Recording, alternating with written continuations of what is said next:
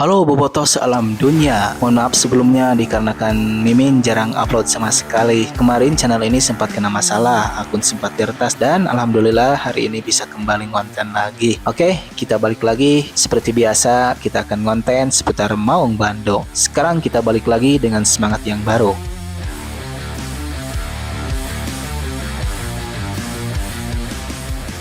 Saat sesuatu yang lagi hangat bukan cuma soal pertandingan, bukan cuma soal klasemen, tapi soal arah, soal masa depan, dan soal bagaimana Maung Bandung hari ini sedang berdiri di titik yang sangat menentukan. Karena di balik kemenangan, di balik clean sheet, di balik euforia menuju juara, ada cerita yang jarang banget dibahas. Cerita tentang pelatih yang menolak diabadikan, pemain yang mengejar sejarah, jadwal yang berubah-ubah, sampai tekanan menuju hat-trick juara yang jarang banget dirasakan oleh klub lain di Liga 1.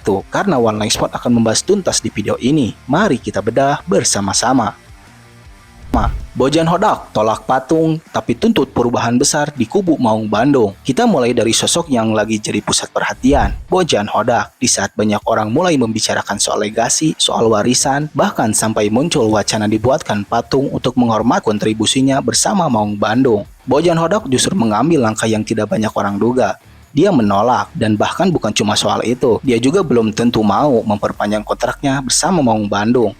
Di sini yang menariknya bro, karena biasanya pelatih yang lagi di atas, yang lagi sukses, pasti ingin naik gaji sebagai pelatih, pasti pengen mengamankan posisinya. Tapi Bojan Hodak sangat berbeda, dia agak fokus ke simbol, dia agak fokus ke penghargaan, dia fokus ke sesuatu yang jauh lebih penting, pondasi tim. Bagi Bojan Hodak, justru beliau menuntut perbaikan fasilitas, mulai dari fasilitas game, sampai fasilitas medis. Kalau dipikir-pikir, ini sih bukan permintaan yang egois, justru ini menunjukkan kalau dia mikir jangka panjang, dia gak cuma mau menang sekarang, tapi dia pengen Persib Bandung menjadi tim yang benar-benar besar, profesional, di dalam maupun di luar. Karena realitanya, tim besar itu bukan cuma soal pemain bagus, tapi juga soal bagaimana mereka dipersiapkan, bagaimana mereka dirawat, bagaimana mereka dijaga kondisi fisiknya. Dan dari sinilah kita bisa melihat bahwa Bojan Hodak bukan cuma soal pelatih, dia lagi berusaha membangun sistem. Pertanyaannya sekarang, apakah manajemen siap memenuhi syarat itu, atau justru inilah yang bakal menjadi titik perpisahan bagi Bojan Hodak dan Maung Bandung. Teja Paku Alam diambang rekor sejarah, tapi tetap pilih tim di atas segalanya. Lanjut ke sosok yang tidak asing lagi, sosok yang penting di bawah Mister Gawang, Teja Paku Alam. Kiper yang mungkin gak selalu menjadi sorotan utama, tapi justru punya peran besar yang luar biasa di musim ini. Bayangin, sampai pekan ke-27 menuju pekan ke-28, Teja sudah mengoleksi 16 clean sheet. Wow. Sementara, rekor yang masih dipegang sampai sekarang oleh Yu Jae-hoon pada tahun 2013 di angka 17 clean sheet. Artinya, Teja Paku Alam butuh satu lagi buat nyamain dan masih ada 7 pertandingan tersisa. Kalau kita mikir secara logis, harusnya ini bisa banget dilewatin. Tapi yang bikin respect justru bukan soal angkanya, tapi mental seorang Teja Paku Alam. Karena setelah gagal clean sheet di laga big match melawan Bali United, Teja sempat ditanya soal target itu. Dan jawabannya sangat sederhana banget. Dia bilang, yang penting hari ini 3 poin. Kalau rekor itu kekejar ya syukur, kalau gak ya belum rezekinya. Di sini kita melihat bro, fokusnya bukan ke individu, tapi soal tim. Dan justru dari mindset kayak gini, biasanya sejarah itu datang dengan sendirinya. Karena pemain yang gak mementingin rekor, justru sering menjadi orang yang mecahin rekor.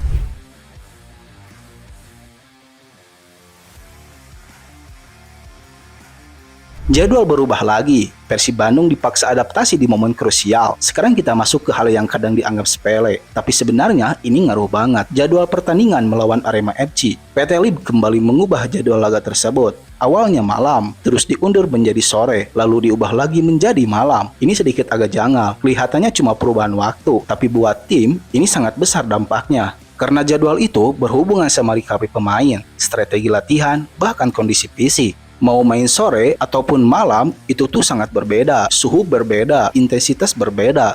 Bahkan, pola permainan juga bisa berubah. Dan perubahan yang terlalu sering bisa bikin ritme tim terganggu. Apalagi di fase krusial kayak sekarang, di mana setiap pertandingan adalah final. Jadi ini bukan sekedar teknis, ini soal konsisten. Dan bagi Persib Bandung, harus bisa tetap stabil di tengah situasi yang gak selalu ideal.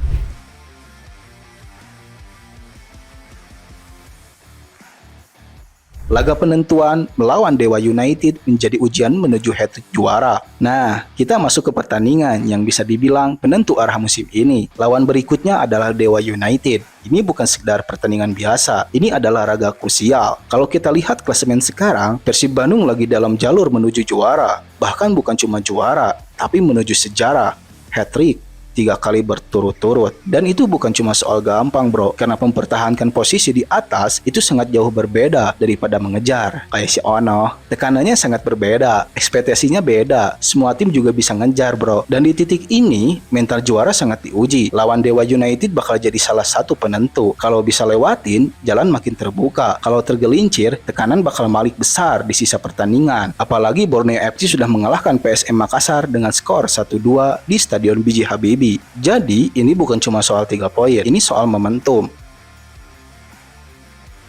Prediksi mengejutkan dari sosok pelatih Sintayong sebut Persib Bandung bakal juara musim ini. Dia melihat Persib Bandung sebagai kandidat juara. Ini bukan sekedar omongan kosong, karena STY itu pelatih dengan pengalaman besar, pengalaman dalam, dan analisa yang dalam. Kalau dilihat dari omongannya, berarti ada sesuatu yang dia lihat dari kubu Maung Bandung. Mungkin dari konsistennya, dari mental juaranya, atau mungkin dari keseimbangan skuad yang mewah. Dan ketika pengakuan itu datang dari sosok seperti STY, ini jadi semacam validasi bahwa Maung Bandung sekarang memang bukan tim biasa. Levelnya juga sangat berbeda.